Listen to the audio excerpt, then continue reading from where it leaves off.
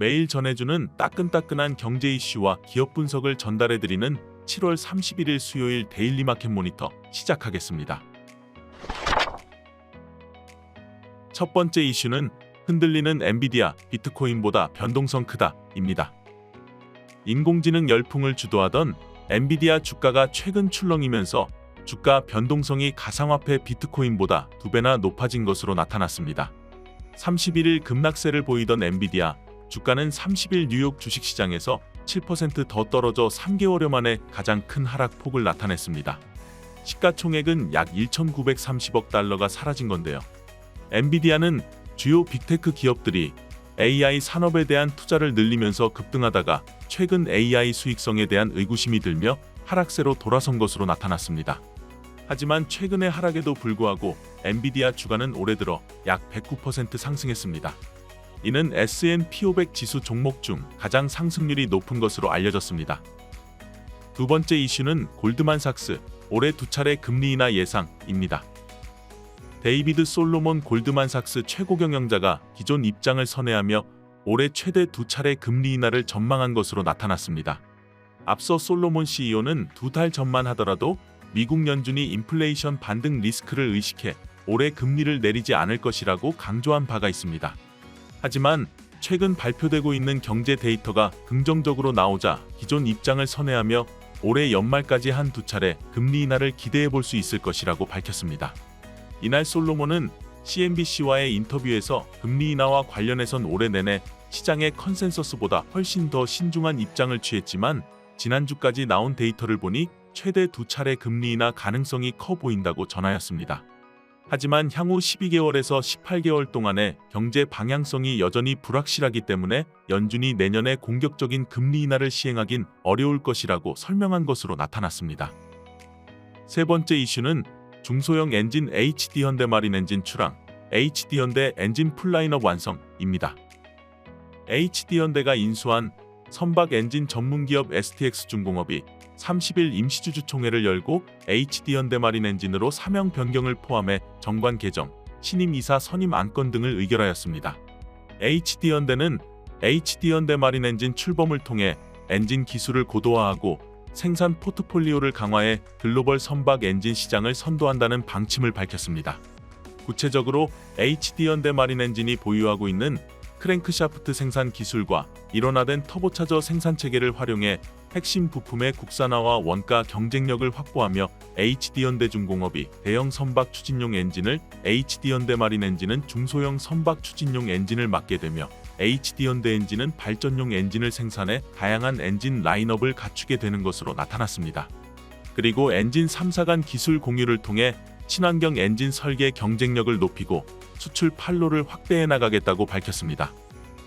네 번째 이슈는 메모리 완벽 부활, 삼성전자 2년 만에 분기 영업이익 10조 넘겼다입니다. 삼성전자가 IT 업황이 회복되는 가운데 올해 2분기 영업이익이 전년 동기 대비 대폭 늘어난 호실적을 발표하였습니다. 반도체 부문에서 6조 원 이상 영업이익을 올리며 기대 이상의 성적표를 거두었습니다. 삼성전자는 2분기 연결 기준 영업이익 10조 4,439억 원, 매출 74조 683억 원을 기록했다고 31일 확정 공시하였습니다.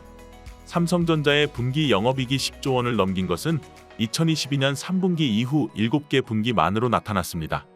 삼성전자 관계자는 AI 서버용 고부가 가치 제품 수요에 적극 대응하기 위해 고대역 폭메모리 생산 능력 확충을 통해 HBM3이 판매 비중을 확대할 예정이라며 서버용 D램 분야에서도 고용량 제품을 기반으로 시장 경쟁력을 강화해 나갈 계획이라고 밝혔습니다. 오늘의 첫 번째 기업 분석 리포트는 비수기를 극복한 이익 체력, 한미약품입니다. 한미약품의 2024년 2분기 매출은 3,781억 원, 영업이익은 581억 원으로 교보증권 추정치와 컨센서스에 부합하였습니다. 전반적인 비용 효율화 과정에서 별도 기준 한미약품 영업이익률은 11.4%로 전년 동기 4.9% 대비 6.5%포인트 상승하였으며 2분기는 북경한미의 계절적 비수기에도 불구하고 주력 제품들의 꾸준한 성장에 매출은 전년 대비 9.6% 증가하고 동시에 안정적인 수익성을 입증하였으며 한미정밀화학의 경우 고마진 품목의 매출 증가에 따라 흑자를 달성하였습니다. 한미약품에 대한 투자 의견은 매수를 유지하며 목표 주가는 37만 원을 유지하였습니다. 동사는 실적 발표 이후 컨퍼런스 콜을 통해 대사 이상 지방간염 치료제 2개와 비만 치료제 LA-트리아 등 주요 R&D 사안을 업데이트하였습니다. 이중 대사 이상 지방간염 치료제 트리플의 경우 미국 독립적 데이터 모니터링 위원회로부터 계획 변경 없이 계속 진행할 것을 권고받았으며 예정대로 2025년 하반기에 결과를 발표할 예정을 전했습니다. 비만 치료제 LA-트리아의 경우 미국 임상 1상 임상시험 계획서 승인을 받은 상황으로 노보노디스크의 젯바운드, 위고비 대비 높은 체중 감량 효과를 기대하고 있습니다. 두 번째 기업 분석 리포트는 실적은 조금 아쉽지만 해외 모멘텀 임박 대우건설입니다. 대우건설의 2024년 2분기 매출액은 2.8조 원, 영업이익은 1,050억 원으로 전반적인 매출액이 감소하였습니다. 일부 원가율 및 충당금 반영으로 영업이익 급감하였는데요. 하지만 하반기부터 분기 이익 회복이 시작될 전망으로 분석하고 있습니다. 대우건설에 대해 투자 의견은 매수를 유지하며 목표주가 또한 5,000원을 유지하였습니다. 최근 주가는 체코 원전 우선 협상자 선정 관련 호재로 목표 주가에 근접한 이후 재차 하락하여 4,000원대 초반을 등락 중인데요. 여전히 지방 부동산 시장 위축이 지속되고 주택, 건축 관련 일회성 손실이 발생하고 있고 경쟁사 대비 다소 높은 주가 배수를 유지하고 있지만 액면가를 하회하는 4,000원대 초반 주가는 지나치게 낮은 측면이 있다고 판단하고 있습니다. 2024년 2분기 실적은 각 사업 부문별 일회성 이익, 손실 발생에도 불구하고 컨센서스를 소폭 하회하는 실적을 기록하였지만 안정적인 이익률을 유지하고 있습니다.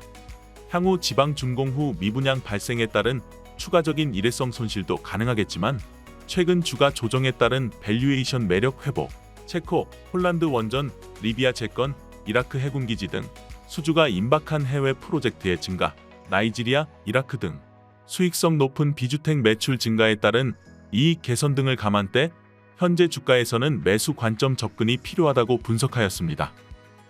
자세한 기업 분석 리포트는 교보증권 홈페이지를 통해 확인하실 수 있습니다. 이상 7월 31일 수요일 데일리 마켓 모니터를 마치겠습니다. 감사합니다.